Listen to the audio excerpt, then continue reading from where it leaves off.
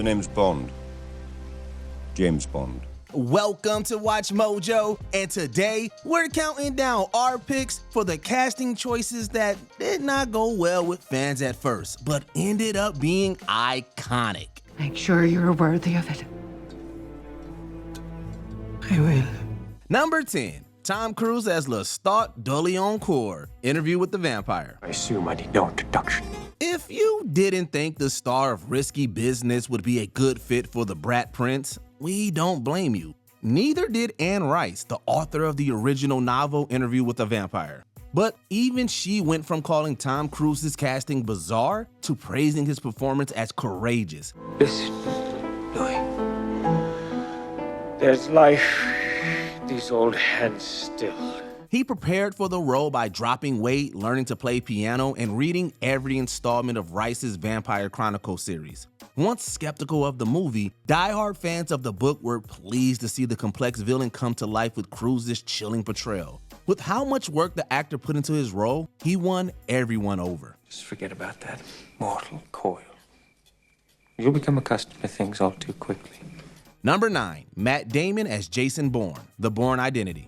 An Oscar winner, but not an action star, that was how most people saw Matt Damon after Good Will Hunting, which won him Best Original Screenplay. But if you have a problem like that, we could just step outside, we could figure it out. He barely knew how to fight when he was tapped by Doug Liman to play the amnesiac super spy Jason Bourne. But by the time the cameras start rolling, he was a changed man. Now, there's no separating him from his, Bourne identity. I don't want to do this anymore. I don't think that's a decision you can make.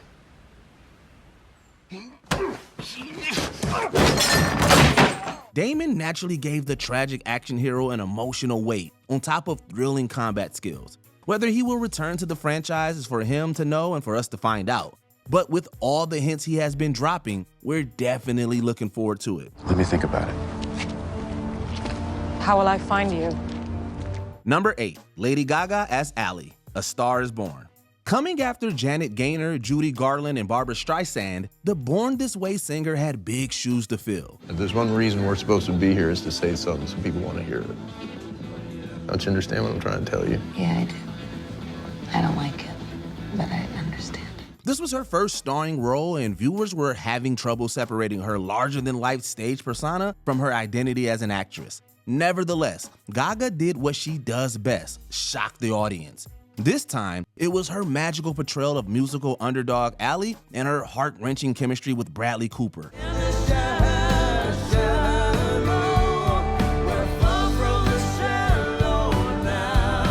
In addition to winning an Oscar for hit song Shallow, she was nominated for her acting.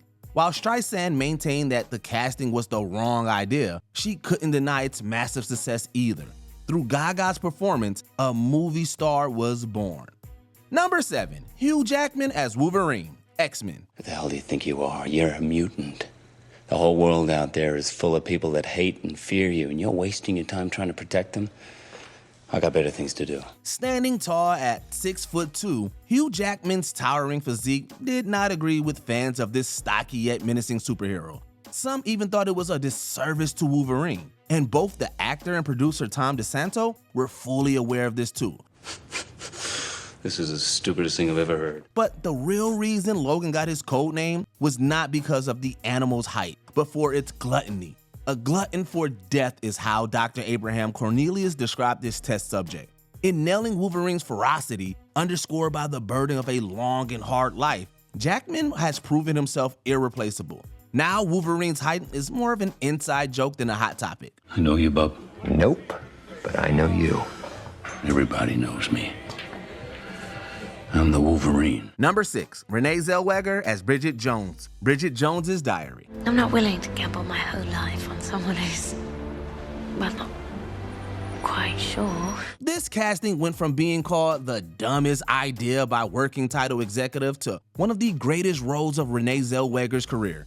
The deeply endearing yet flawed Every Woman in Helen Fielding's Bridget Jones books is Britain's pride and joy. Have been seduced by informality of messaging medium into flirting with office scoundrel. Will persevere with resolution to find a nice, sensible man. Despite the audience's reservations, the American Zellweger was not only convincing in her accent, but unforgettable in the role. It even earned her an Academy Award nomination, and British audiences approved her performance with a BAFTA nomination. She has since reprised Bridget twice, and is coming back for a 4th time in Bridget Jones' Mad About the Boy. You just stay safe and snug in there, while I try and sort the mess out here. Hopefully. The times may have changed, but clearly we still can't get enough of her. Number 5, Michael Keaton as Batman. Batman. Lights out! Now you want to get nuts? Come on, let's get nuts. Michael Keaton's casting as Batman was not only unpopular, but protested against. It got so bad that the co-creator of Batman, Bob Kane, had to join the production team as a creative consultant.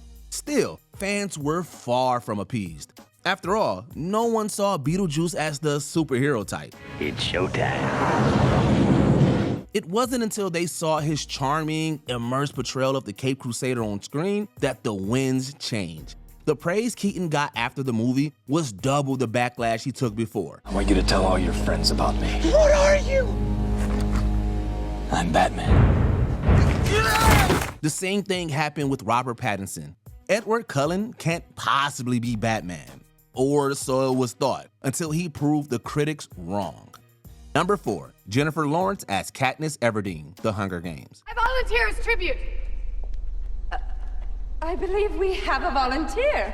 While fans of Suzanne Collins' novels were concerned about 20-year-old J-Law being too old to play 16-year-old Katniss Everdeen, the author was worried production would pick someone too young. However, director Gary Ross said that he had never been more confident about a casting decision than he was about the Winter's Bone actress. He knew what he wanted and he found it. One of us has to die. They have to have their victor. No. They don't. Why should they? Despite the age difference, Lawrence brought out the maturity and fortitude required of Katniss, who had to grow up too quickly in a dystopian deathmatch. Soon after The Hunger Games hit the big screen, Jennifer Lawrence became a household name. You can torture us and bomb us and burn our districts to the ground. But do you see that? Fire is catching. Number 3, Robert Downey Jr. as Iron Man. Iron Man. RDJ didn't choose the Tony Stark life. The Tony Stark life chose him. Truth is,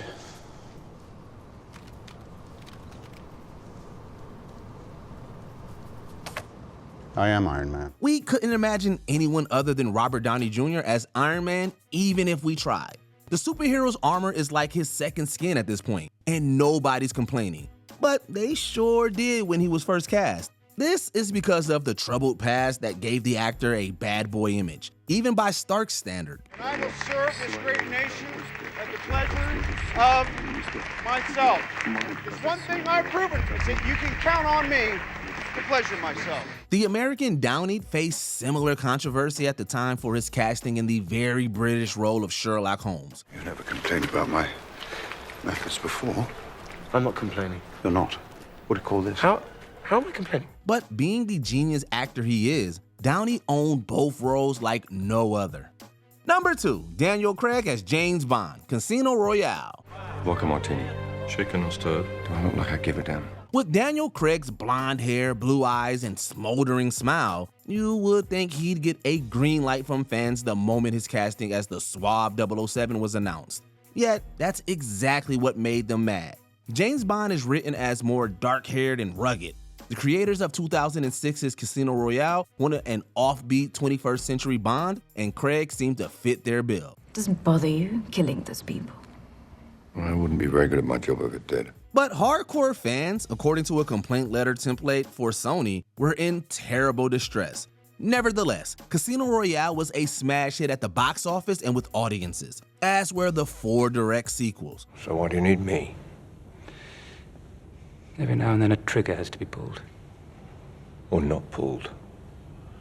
It's hard to know which in your pajamas. Craig overcame fans' initial apprehensions to become one of the most beloved Bonds yet.